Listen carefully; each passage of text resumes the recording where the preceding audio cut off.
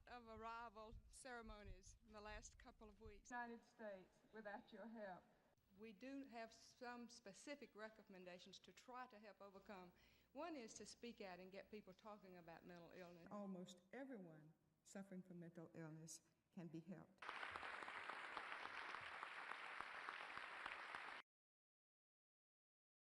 Caregiver has to take care of herself or himself, because if she or he doesn't,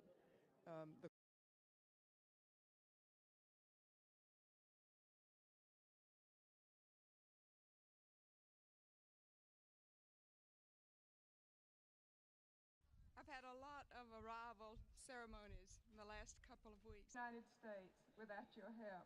We do have some specific recommendations to try to help overcome. One is to speak out and get people talking about mental illness. Almost everyone suffering from mental illness can.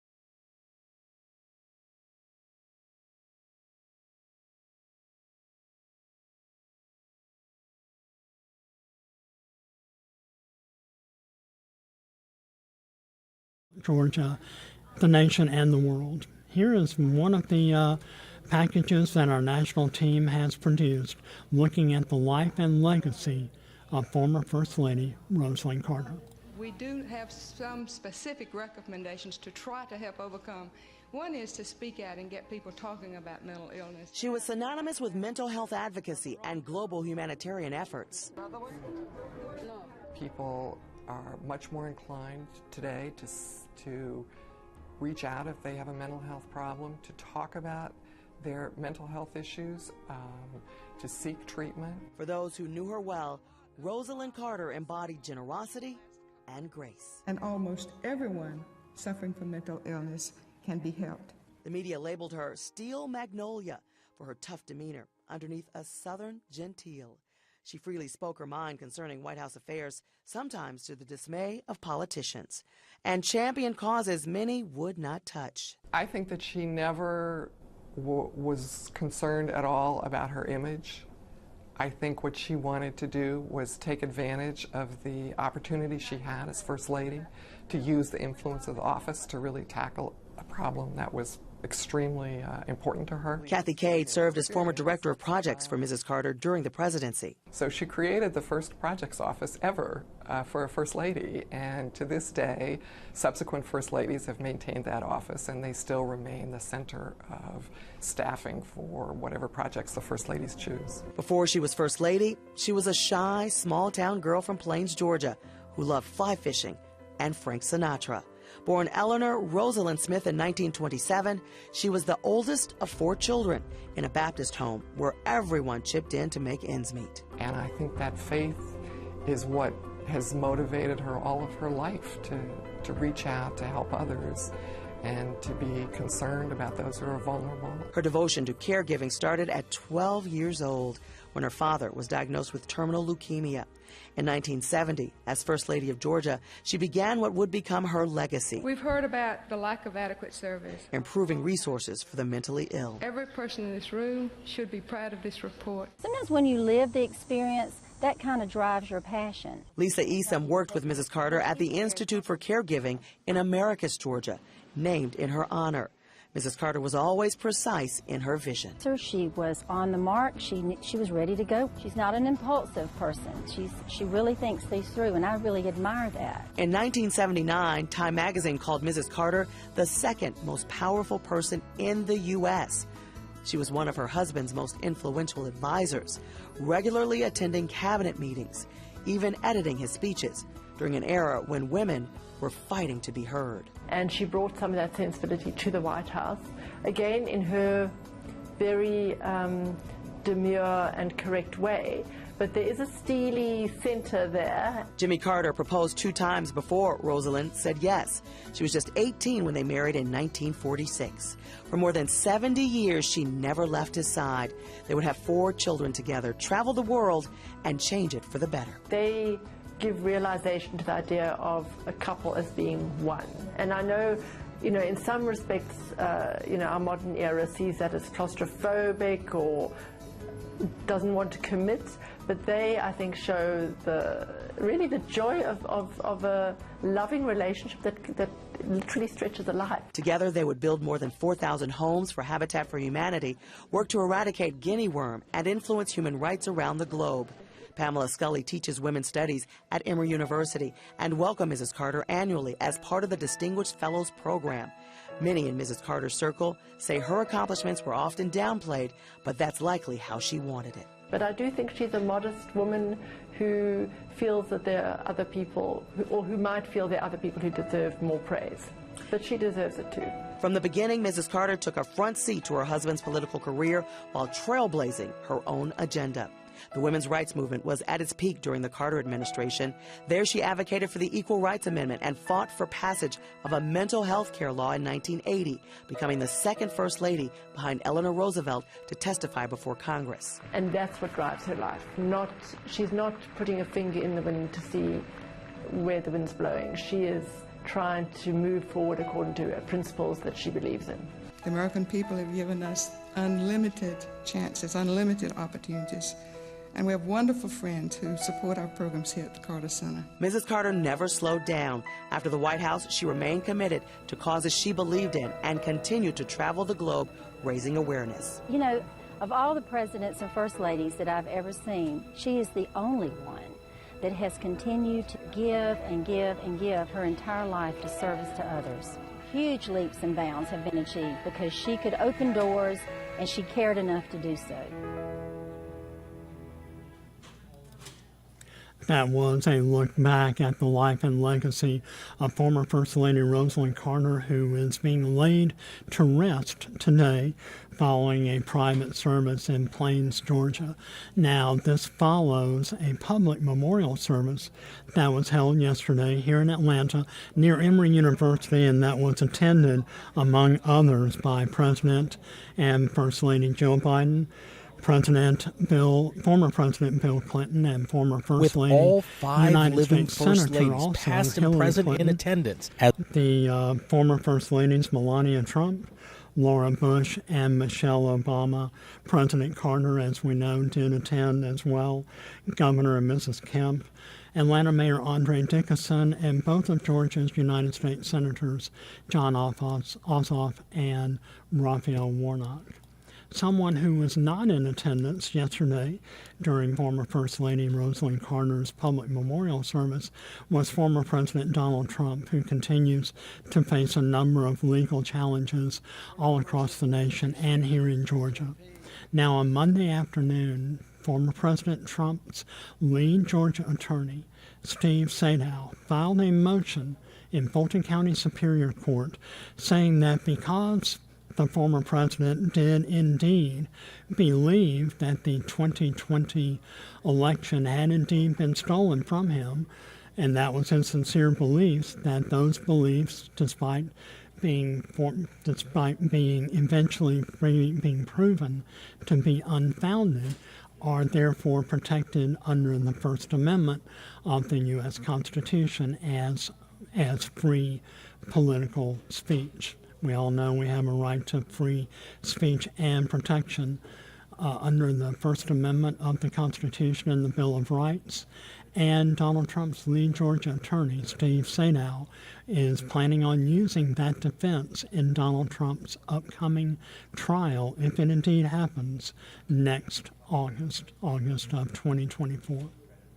Also happening right now at this hour, Georgia lawmakers are meeting at the state capitol to undertake redistricting, the redrawing of all of Georgia's congressional and legislative maps. Bridget Spencer here of Atlanta News First has this package. Well, today is the first day of a special session called on by the governor to change the redistricting maps. It all could affect who represents you in Washington as well as right here at home in Georgia. Now, lawmakers will head back to the drawing board at this point. They are adhering to an order by a federal judge to redraw the map due to violating the Voting Rights Act of 1965. So this basically means that thousands of Metro Atlanta voters will be added into some new districts. So why is this so important? Well, we are coming up on an election year, and voting rights advocates say the old drawings were purposely diluting the voices of black voters. Just as the black population has been growing, they say the representation has been shrinking. This was going to give an opportunity to kind of revitalize people's opportunities to feel connected to their vote, to feel like their vote matters, and to hopefully represent people that they truly believe in instead of just who's running. And a big day here in downtown Atlanta. Lawmakers are expected to convene at 1 o'clock. In Atlanta, Bridget Spencer, Atlanta News First. That was our own Bridget Spencer, who previewed today's special legislative session beginning right now. Public hearings are underway at the state capitol as the members of the general public, citizens like you and I, are invited to come and attend the public hearings as Georgia redraws its state, legislative, and congressional districts. Now, there are several other states that are undertaking the same redistricting process. Neighboring state Alabama, of course, the battleground state of Wisconsin for 2024, New York, Louisiana, and North Carolina.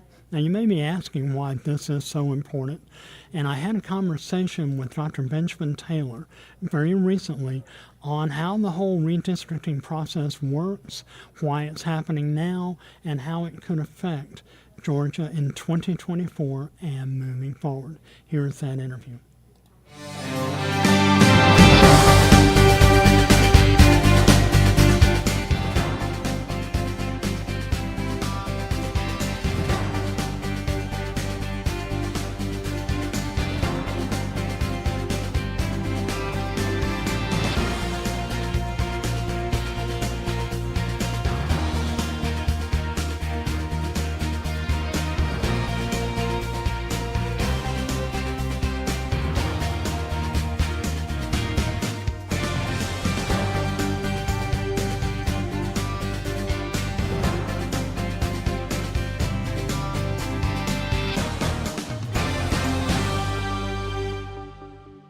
Several weeks ago, a United States federal court judge really threw Georgia's political landscape into chaos when he ruled that the state's voting maps that lawmakers adopted in late 2021 violates portions of the Voting Rights Act of 1965, meaning that the Georgians will soon possibly live in brand new congressional, state house, and state Senate legislative districts. And we are so happy, as always, to be joined by one of the foremost experts on political developments in Georgia, Dr. Benjamin Taylor of Kennesaw State University. And really, Doctor, tell us what was behind the court's ruling. I actually covered the last redistricting process at the state capitol in November of 2021. I remember a lot of the chaos and the confusion and some pretty heated rhetoric. These maps took effect and have been in effect, really since the latter part of 2021 and early 2022. Now, all of a sudden, they're unconstitutional. Why? Well, according to the ruling that has just come down from the federal courts, it comes down to whether or not the legislature used race or partisanship to construct the districts. So the judge in the case was persuaded by the arguments by the plaintiffs that, in fact, race was the deciding motivator in the districts, and racial gerrymanders are and have been for decades declared by federal and state courts alike unconstitutional. What is not unconstitutional, and what the legislative attorneys representing the state and the legislature and have tried to make the case to say, is that no, these are in fact political or partisan gerrymanders, which are perfectly constitutional and in fact are as old as the Republic.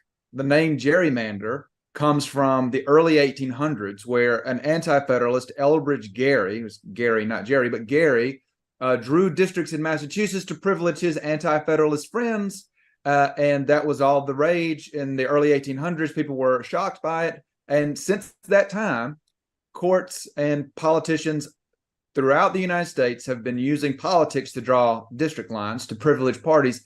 The problem is, particularly in the post-Voting Rights Act era, if you use race to make those decisions, you get in trouble. That's not constitutionally allowable. It violates equal protection.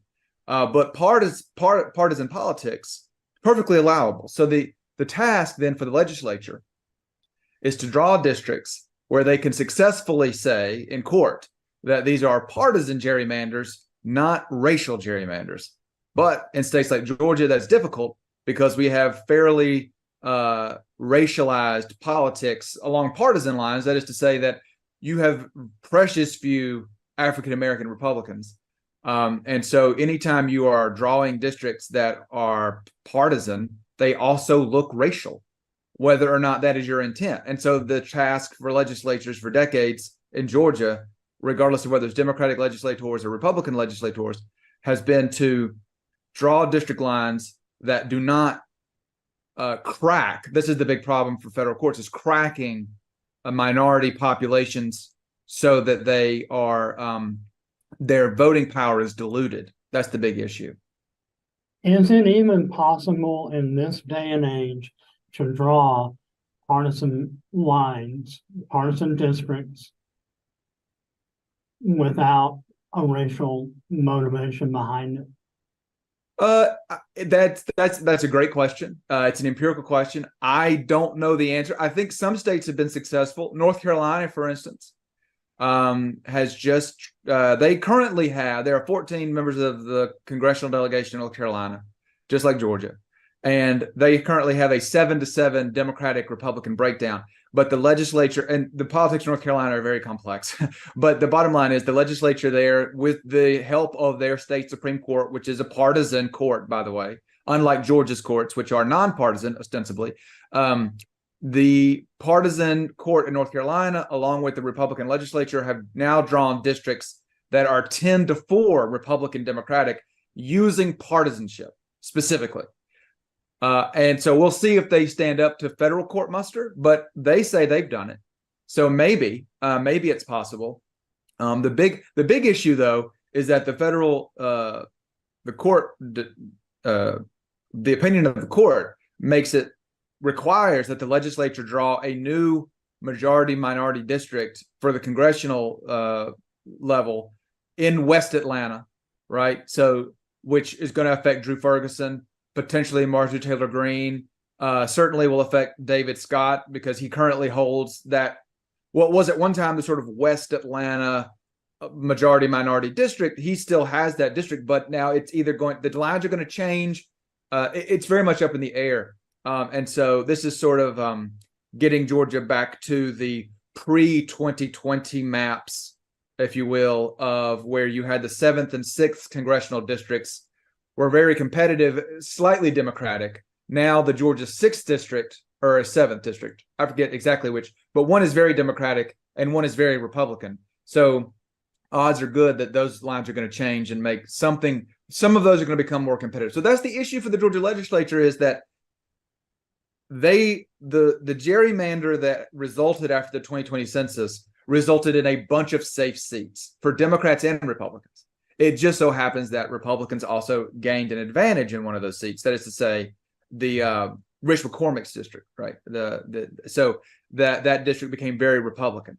Whereas in the future, it could be more competitive, or there's going to be more competitiveness on the west side of Atlanta with a majority minority district. So that's the trick for the legislature to draw those seats. But I think the more interesting component of this is the state legislative districts themselves, not just Congress, but they get to draw their own districts, of course, the legislature.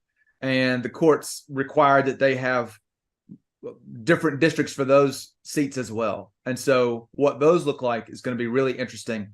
And I think that is going to be the place where, because the legislature is fairly solidly Republican, it's this, 32-23 Republican majority in the Senate, 98-79 Republican majority in the House.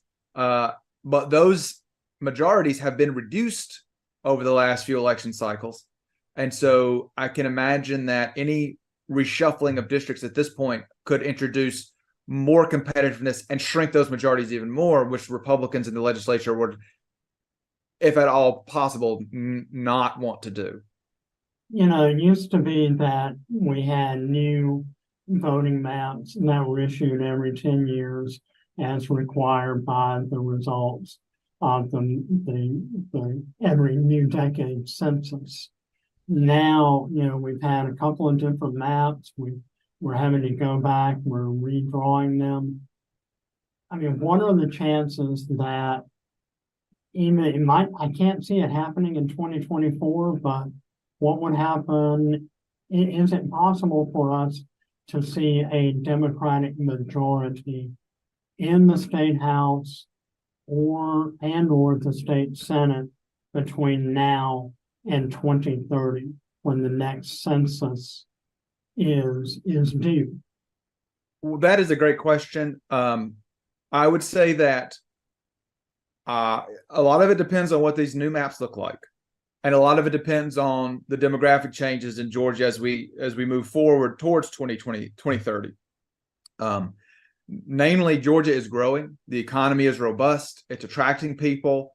The film industry and other industries in Georgia are growing at clips that are bringing in voting age populations. Right. This is not just this isn't just sort of general population growth. This is very like economically motivated population growth in Georgia that is bringing in voting age populations and also demographics of people who are likely to be engaged in the voting process.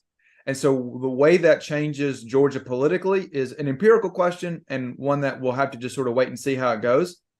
But I would not be surprised if, I mean, I don't know what the odds are particularly on the legislature being at least one chamber Democratic by 2030, but the competitiveness of Georgia's legislature is not going away. That's for sure. And it's much more competitive now than it was 10 years ago, and certainly 10 years before that. And so I think that all of that plays into sort of the anxieties of both the Republican and Democratic operatives and leaders who are trying to engage on this issue in terms of getting districts redrawn. And you bring up a really interesting point, which is that, you know, once upon a time when America was great, you might say, that you only drew district lines once every 10 years. But really that began to change about the turn of the century, right? So Georgia was on the forefront of this, right? We had a Democratic legislature, had a Democratic legislature for 150 years. They saw the writing on the wall with the voting trend changes, partisan realignment over the solid South, moving to the Republican Party from the presidential level with Reagan and trickling down finally to the state legislative level by about 2000. And you saw in the 2002 election, you saw that even though Democrats won on election night, their majorities remained in the House and Senate. Incoming Governor Sonny Perdue was able to convince enough state senators to switch over to the Republican Party to give the Republicans a majority in the state Senate in 2000, beginning in the legislative session 2003. And so that was the sort of the move that moved away. And the Democrats had drawn districts in the previous legislative session that were extremely weird looking and just sort of like baffled anyone who had any ideas about what they thought legislative and congressional districts should look like, because they were trying to maintain their power. And that was really the last gasp of the Democratic Party in Georgia for a while. But now they've become more competitive.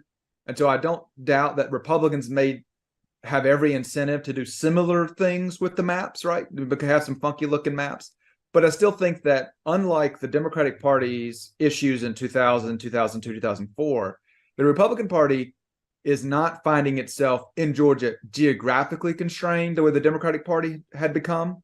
And so I think that as a result, their maps don't have to look as weird.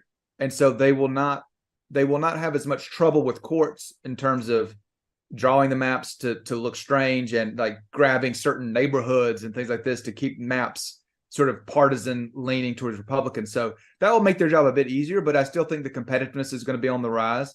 And if by chance there was a Democratic majority in the House or Senate by 2030, that changes everything for the next official cycle of redistricting. But again, as you pointed out, and the point I was trying to make a moment ago was that the cycle of redrawing lines, when Republicans finally took the legislature in total in 2005, after the 2004 elections, and got the House majority, they redrew the lines in the middle of the decade. They just took it upon themselves. They said, this is a terrible gerrymander the Democrats did 4 years ago. We're going to redo it. And they did. And the same thing happened in Texas when they had a similar demographic and political shift about the same time. And so we have seen that if you can get power, even in the middle of the decade, a power shift from one party to the other, they'll redraw the lines to suit them, to suit themselves and to suit their party if they want. And in terms of competitiveness, moving on to a national standpoint, Georgia currently has 9 Republicans, 5 Democrats in its 14 congressional districts on Capitol Hill. Before this last redrawing, I believe it was 8 and 6. Yeah. So, I'm assuming we're going to kind of see maybe a return to the 8 and 6 breakdown after these new maps are drawn. How does that impact the balance of power in Congress when you have a Republican Party that's holding on by a razor-thin majority, has very poor discipline even within its own ranks, from what we've seen through the process of selecting a new speaker, in a political environment where one seat can make all the difference? How does Georgia play into that scenario moving forward? Well, that's a great question. And Georgia will be very important. As you point out, a single seat can make all the difference in the world, particularly in these narrow majorities. That even the Democratic majority in the 117th Congress was quite narrow, right? I mean, they had just a 5 to 6 seat majority. The Republicans have a similarly small 10-ish, 11-ish seat majority. And so I think the days of having 40, 50 seat majorities, we might not see those for some time. They could come back, but in the current political environment, it's hard to see massive majorities like that in the House in the foreseeable future. But remember, Georgia, we may shift our seats one of that. But remember, North Carolina is 7 and 7 right now. They're going to a 10-4 map. New York, based on their own state laws, had created some anti-gerrymandering processes and to try to create more competitive districts.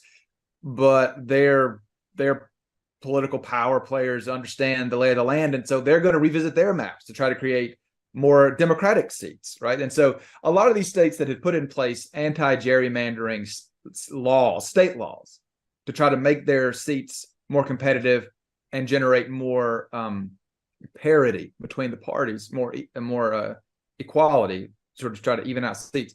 They have realized that their states like Georgia and North Carolina are not doing that, right, unless they're forced to do it by the courts.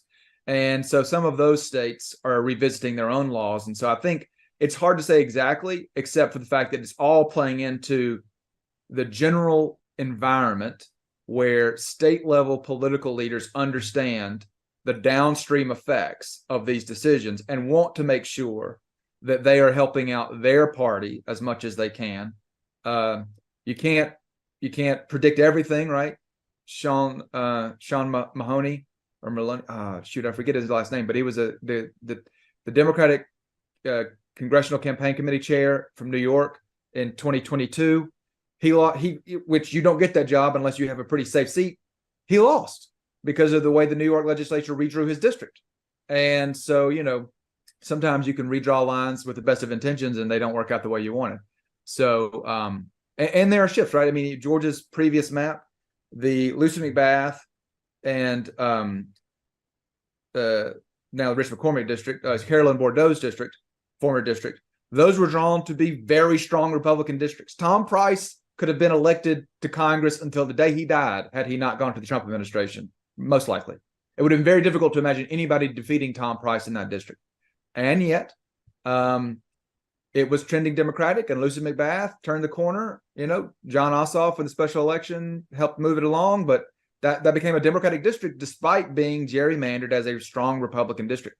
So things can change on the ground that legislators can't necessarily foresee in the future. So a lot of variables here, but in the end, I think that what we're looking at for the near term is just an extremely competitive environment for Congress, the House particularly, for the next while. And the evolutions of gerrymandering, and plus gerrymandering is so precise now, right? I mean, a lot of people are thinking that the districts may change, but I don't know. I would put my guess to be that whatever maps come out of the legislature, the special session called by Governor Kemp, probably going to be more status quo than anything else, because the technology, the mapping, GIS software is so sophisticated now that you can draw, congressional and state legislative district lines down to the address in ways that you just couldn't decades before, right? When gerrymandering was much more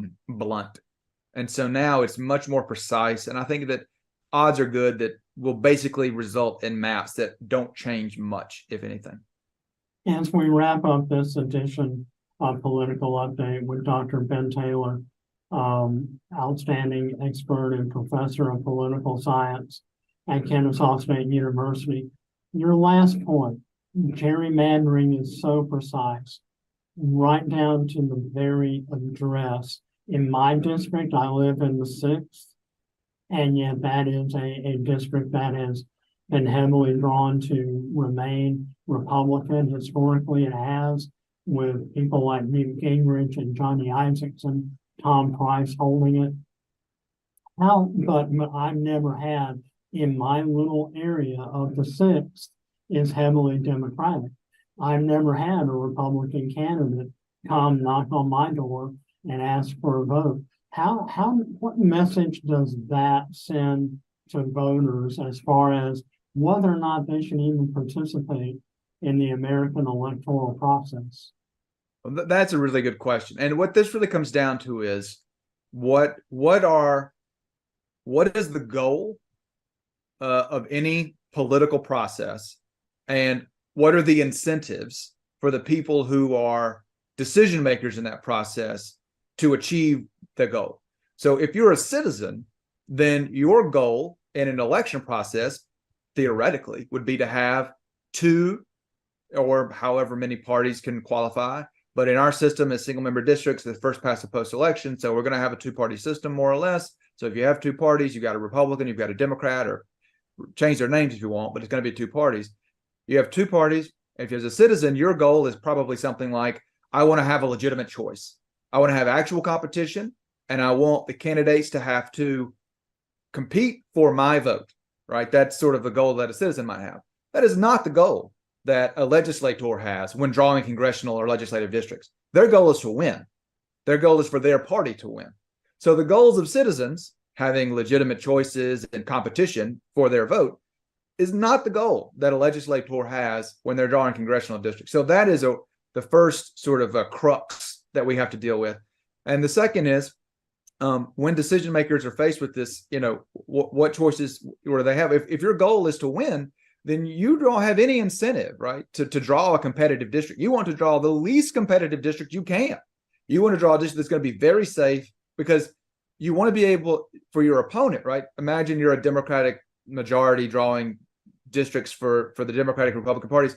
You want to be able to say to your Republican opponents who are complaining about the gerrymandering, well, hey, you've got safe districts. We've got 10 seats and 3 of them are safely Democratic. You've got yours. We've got ours. So you can be quiet now, right? So you've accomplished your goal, which is maintain your political power, but you haven't thought about what the goals of the citizens are, which is potentially competition and what have you. So that's sort of the conundrum that any policymakers find themselves in any political decision generally, but particularly when it comes to redrawing districts. Citizens then, therefore, become disenchanted. They become disengaged. They don't feel very efficacious about the chances that they can have an effect. And, from a normative point of view, that can be troublesome for the long-term health of a democratic society. But again, none of that is particularly new. Gerrymandering is as old as the Republic in a lot of ways, but the scientific precision with which we can gerrymander districts could not have possibly been imagined, by Elbridge Gerry or anyone who had sort of the first movers in this process. So that is different. And that's something that you got to deal with, I think, as a political society moving forward. When you can draw district lines so precisely that you can slice neighborhoods and counties and cities and all kinds of stuff, then that's different than just saying, oh, we're trying to help the Democratic Party, the Republic. You're being very, very, very surgical in how you do that, and that creates perverse outcomes. And that's the role of technology that is playing in our American political process. Dr. Ben Taylor, it's always a pleasure to talk with you. Thanks for your time. We're going to continue to cover the issue of redistricting extensively here at Atlanta News First and AtlantaNewsFirst.com. Thanks to all of you for watching and listening to this edition of Political Update here on Atlanta News First.